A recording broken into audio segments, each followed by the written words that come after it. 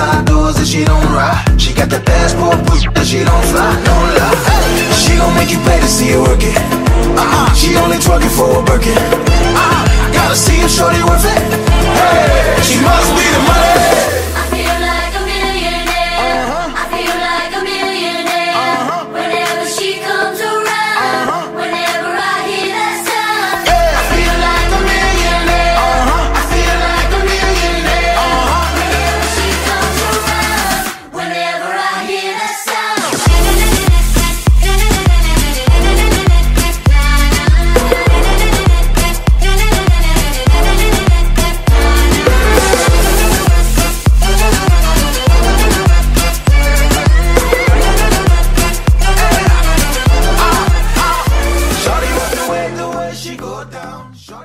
Paaris kahest finaal ja siin on siis kõrge koha nõudjad, aga nende kanged konkurendid. Tunamullu maailmameistrivõistluste pronksmullu 4. meie meeste järel.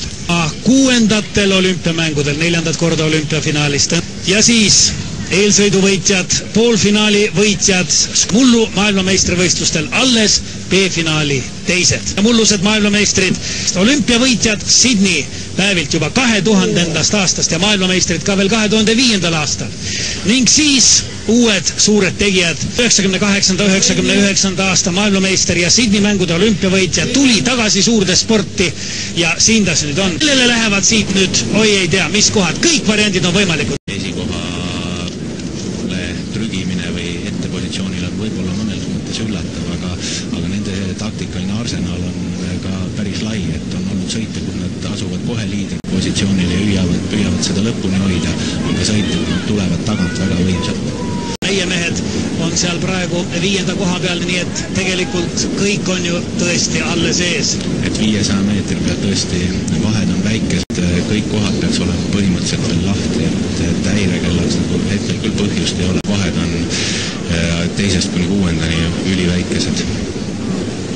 Jah, no tõepoolest, eks tundub, et ka praegusel hetkel ikkagi peab see ütlemine veel paika, et siin on mis tahes järjestus võimalik, aga uhke minek on muidugi muljetavaldav, sest kogu olümpia jooksul ei ole nad siin kellelegi kaotanud, võitsid eelsõidu, võitsid ka poolfinaalsõidu ja nüüd on tõusnud 3. ja ta napilt, aga siiski on nad päraselt praegu, et selles mõttes mehed liiguvad tõusvas joones ja ma usun, et teine 1000 suudavad samamoodi hoida head rütmi ja loodame, et seekord on lõpuspurdiks vajalik kiirus olemas, kui seda vaja peaks olema, nii et selles mõttes praegu on pilt ilus. Spurdi kiirust oleks loomulikult vaja, kuidas siis teisiti ja seal taga suures jalgratturite väes nägin ka meeskonna treenerit, et kas nüüd on märgata meie meeste tempos väikest muutust? Sildu põletava tempoga, kas tõesti suudavad nii võimsalt lõpuni jätkata? Läheb siis nüüd veel viimased 500 meetrit kohe, veel 500 meetrit, mis siis sellest sõidust nüüd kujuneb? Meie mehed on medali konkurentsis, kas on veel üks käik kusagilt võtta? Tahaks loota, et meie mehed pole oma viimast sõna öeldud ja nüüd vaikselt seda tempot kerima siit viimasel 500-l, et siin enam midagi hoida ei ole,